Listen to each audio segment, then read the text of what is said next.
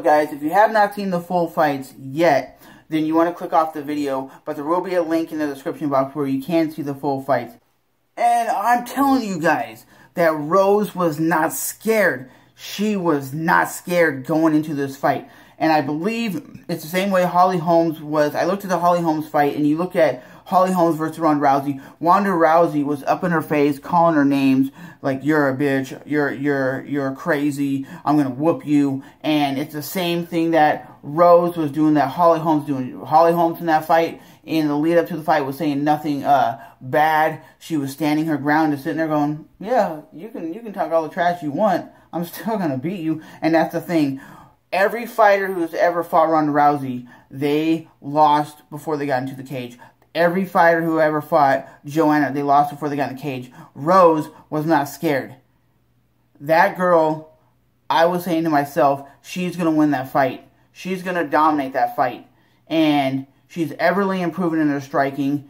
And that's the thing, guys. You cannot be a one-dimensional fighter. You can't say, "Well, I've been improving on my ground game." Well, the bottom line is, you have a girl who's been submitting girls for years. And you have a girl who's been striking and thinking, "Well, I'll just win by striking." You cannot do that. In today's MMA, you got to be very well-rounded. That's why you see when Conor goes to the ground, he's a fish out of water. When you see Joanna go to the ground, she's a fish out of water. The bottom line is she the best pound-for-pound women's champion of all time? Yeah, she's a dominating champion. Will there be an automatic rematch? I don't know, because she just got completely dominated from bell to bell. The bottom line is, it took her one round to beat the best girl in the 115-pound division. I'm telling you, Rose Namajunas is not a joke.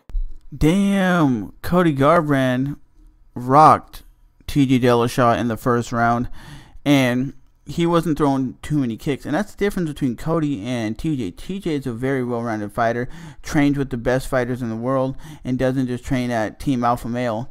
And I think Team Alpha Male is a great fight camp for smaller fighters, but TJ, like you said, he's training with the best fighters in the world, with the best trainers, so he's getting different outlooks from MMA fighters, wrestlers, and different training camps. And he lands a head kick after being rocked in the first round.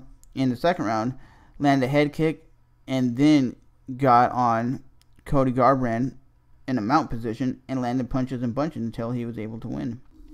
So the bottom line is, what's next for TJ Dillashaw? Is it Dominic Cruz, his next opponent, or is it going to go to 125 and fight Demetrius Johnson? Because he did call Demetrius Johnson out, saying, "You're a fake champion. That record you got is a fake record. You didn't beat anybody that is talented."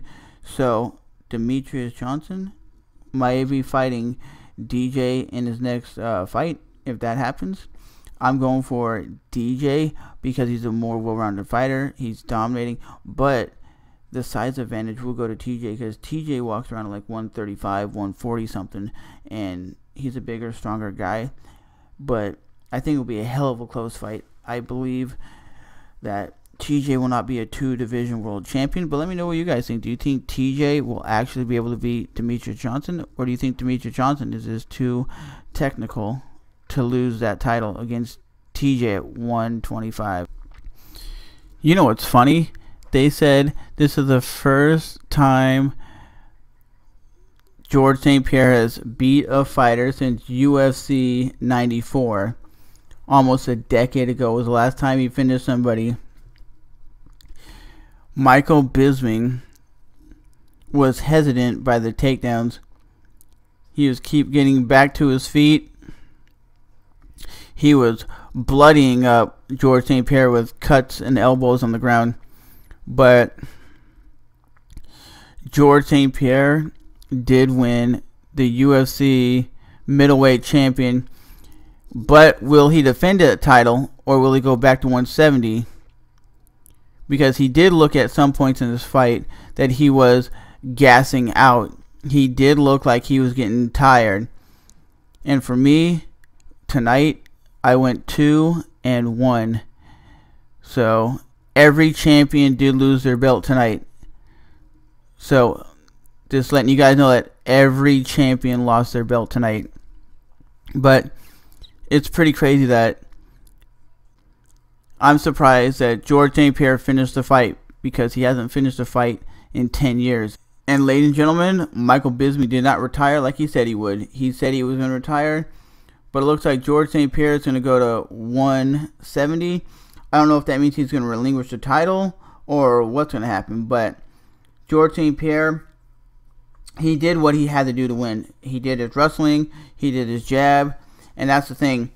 Michael Bisping was dominating on the ground though, but it was just the punch that cracked Michael Bisping that knocked him down and basically finished the fight.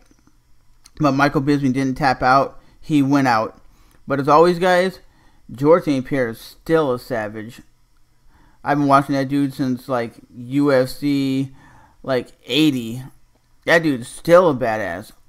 But as always, remember to rate, hate, comment, subscribe. And every title fight tonight was off the chain.